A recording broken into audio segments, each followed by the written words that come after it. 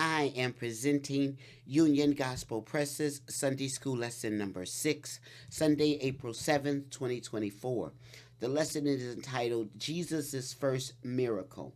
Lesson text comes from John chapter 2, verses 1 through 12.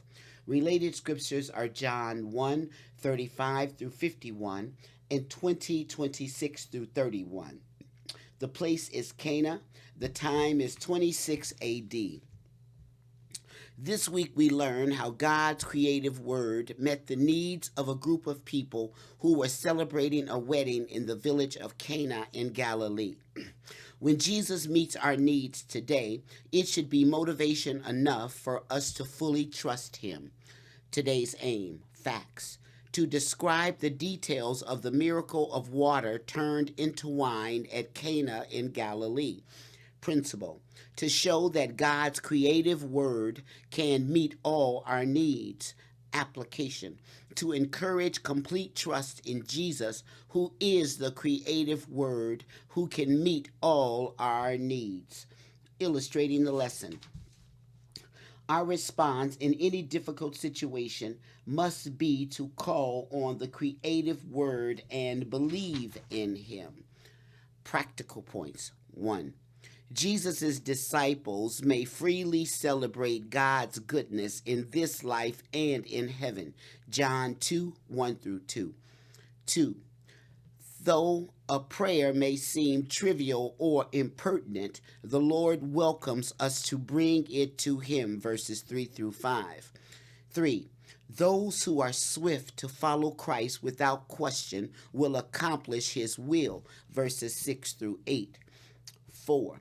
Many who depend on the Lord's bounty are ignorant of where it comes from. Verse 9. 5. The Lord's provision is of supreme quality. Verse 10. 6. God's miracles promote his glory and our faith. Verses 11 through 12. Golden text. This beginning of miracles did Jesus in Cana of Galilee and manifested forth his glory, and his disciples believed on him. John 2:11. Today we have 3 lesson outlines. The first is a common activity, John 2:1 through 5. The second is an uncommon event, John 2:6 through 10. The third is a special manifestation, John 2:11 through 12. Introduction. The miracle recorded in this text is the first of 7 that John included in his book to give evidence of Jesus' deity. They are usually referred to as signs because the purpose behind them was greater than merely the accomplishment of the miracle. The Greek word that has been translated miracles in John 2:11 is semeion, which refers to an indication or sign of something. The same word is used in John 4:54 after the healing of the nobleman's son in Capernaum. It too was a miracle pointing to Christ's deity. A common activity which takes place regularly all over the world, a wedding, turned into an event unlike any other wedding ever held. There was a significant purpose behind what happened, though, and it turned out to be the first of many revelations of Christ's glory. A common activity, John 2:1. And the third day there was a marriage in Cana of Galilee, and the mother of Jesus was there. Verse 2. And both Jesus was called, and his disciples to the marriage. Verse 3. And when they wanted wine, the mother of Jesus saith unto him, They have no wine. Verse 4. Jesus saith unto her, Woman, what have I to do with thee? Mine hour is not yet come. Verse 5. His mother saith unto the servants, Whatsoever he saith unto you, do it. The wedding, John 2:1 through 2. It is not certain what is meant by the third day. The previous day mentioned by John was the day Jesus called Philip to follow him, 143. Thus, John 2 begins on the third day, verse 1. After that, according to some sources, the expression may be equivalent to our expression, the day after tomorrow. The majority of Jesus' early ministry was in Galilee. Here he was in Cana, which, according to John 21:2, was the hometown of Nathanael. A wedding was being held there, and Jesus' mother, Mary, was present for the occasion. The fact that she is mentioned before Jesus and his disciples indicates that she might have been a relative of the bride or groom, which would explain why Jesus and the disciples were among the invited guests.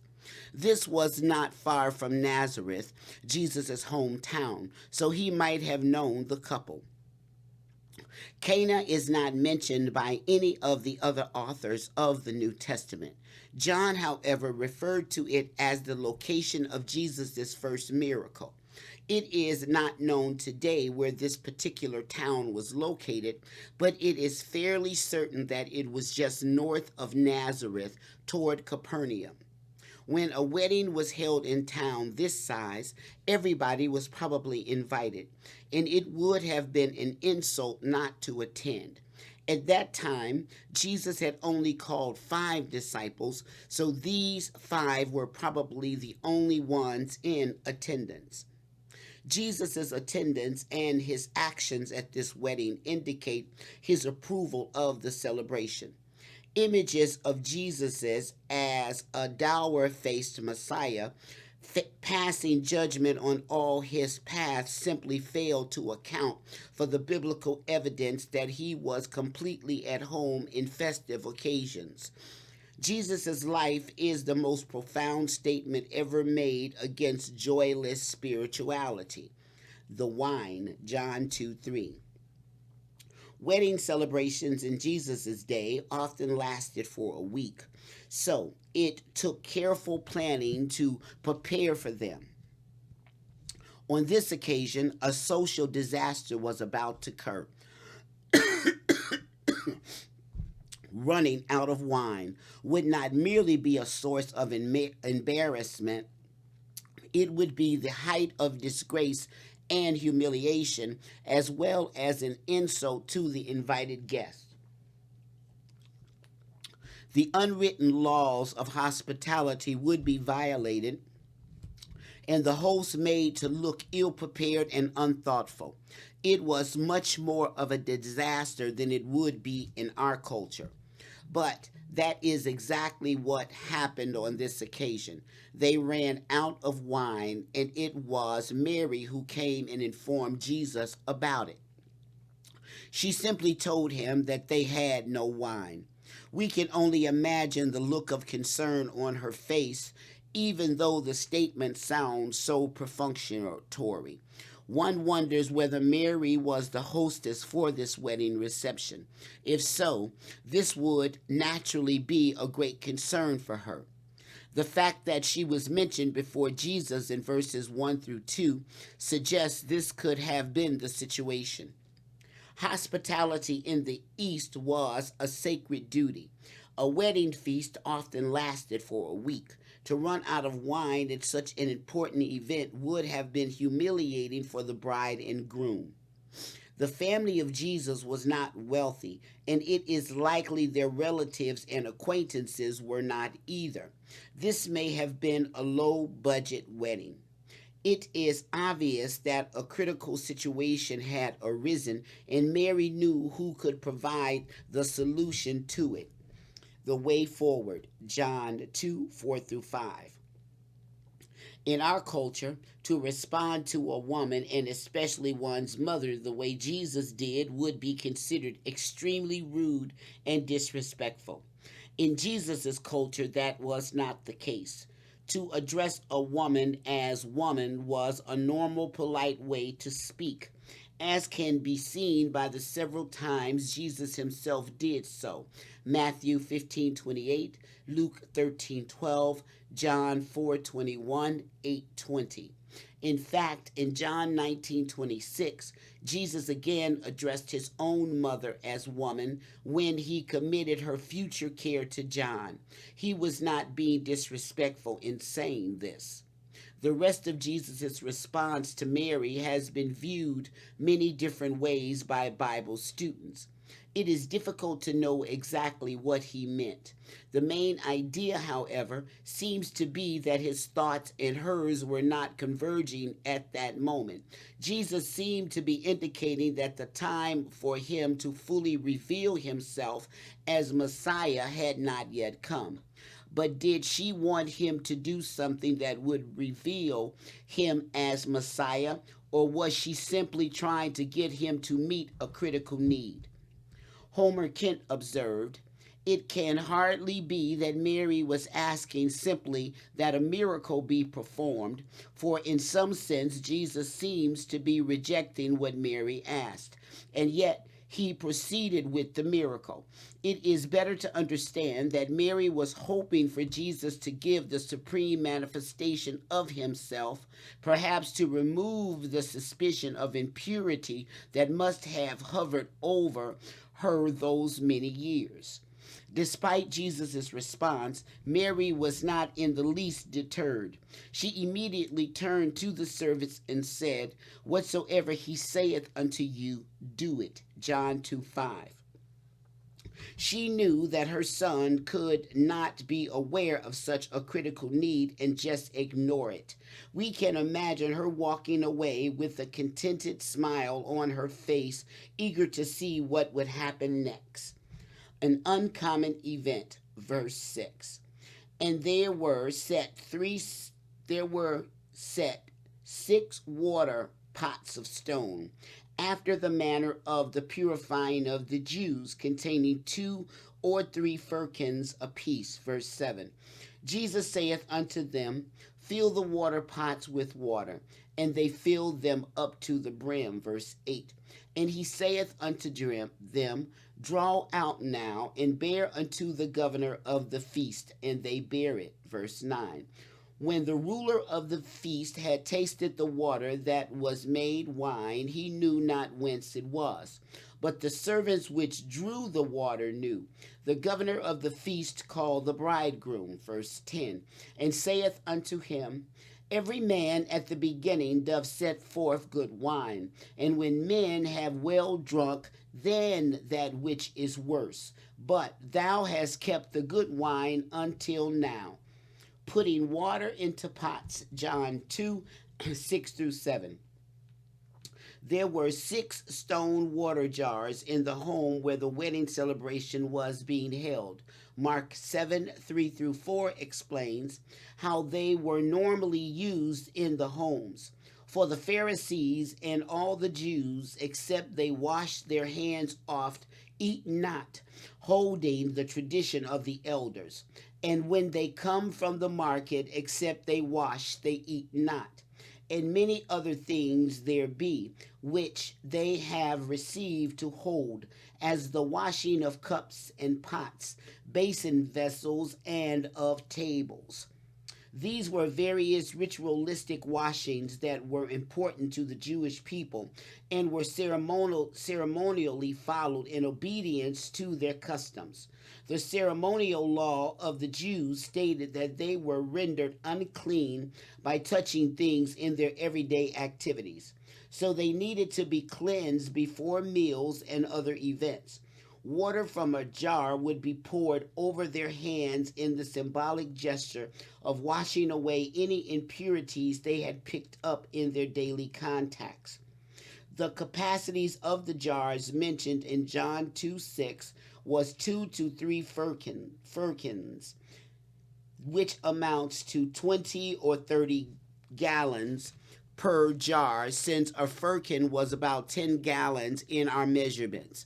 If all the water was measured into wine and not just that which was drawn out, there would be 120 to 180 gallons of new wine available for the guest.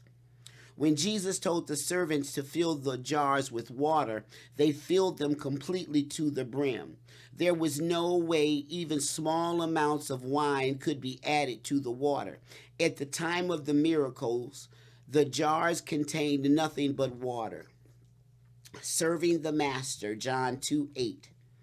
Our Lord's first miracle was not a spectacular event that everybody witnessed.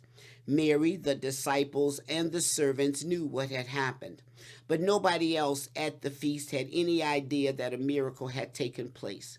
His first miracle was a quiet event at a wedding, in contrast to his last miracle recorded by John 11, a public event after a funeral.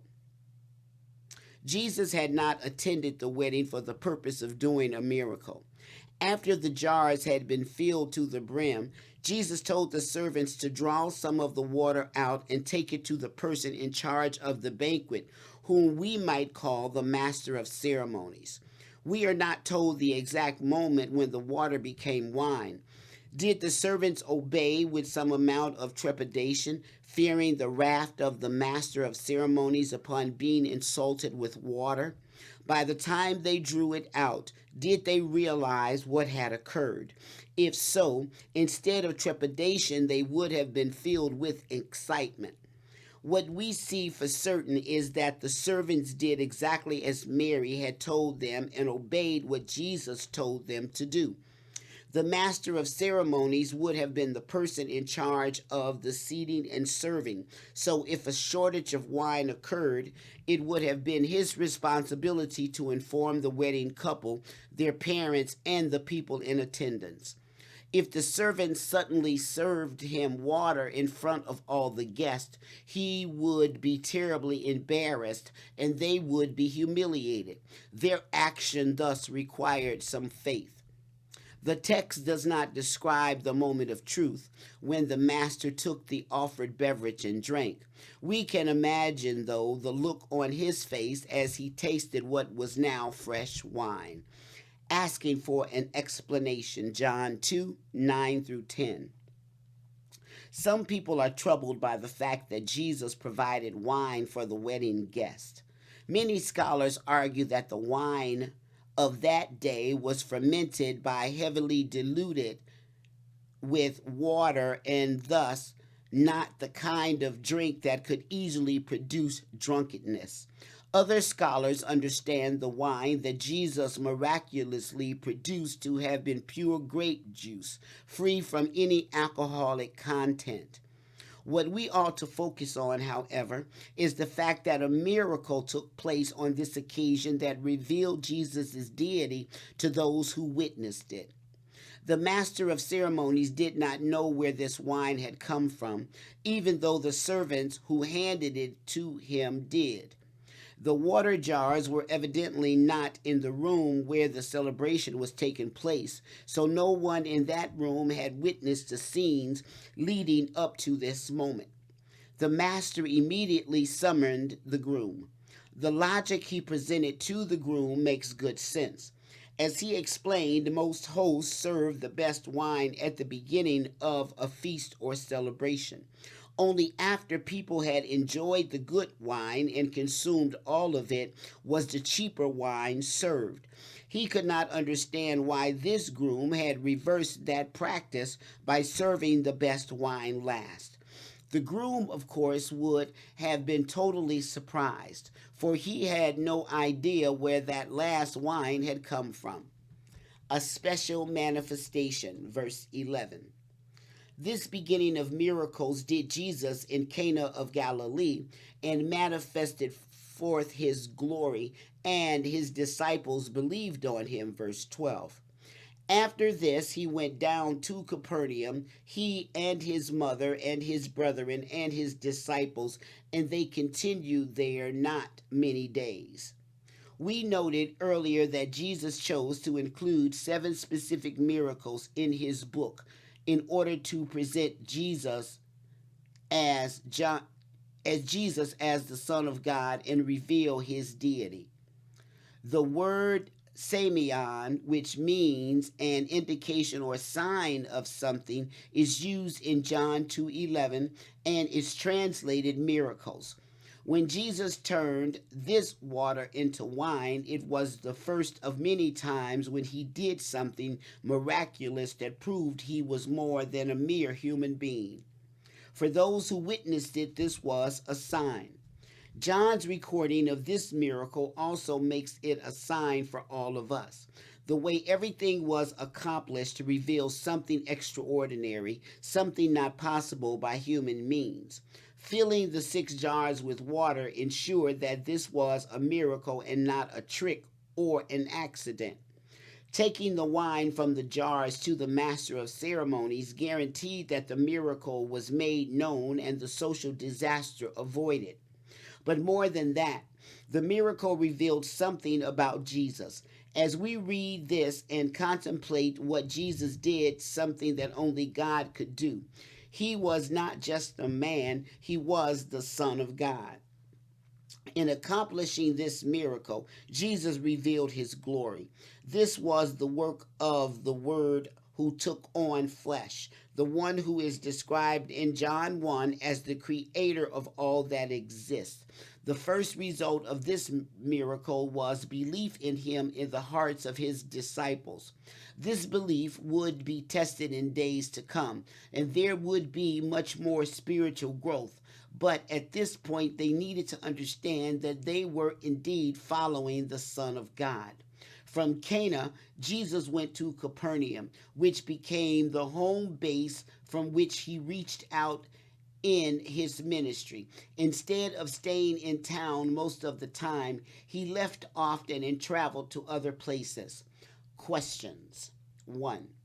In which town do we find Jesus and his disciples on this occasion, and who was already there? John 2:1. 2. What does Jesus' attendance of the wedding tell us about him?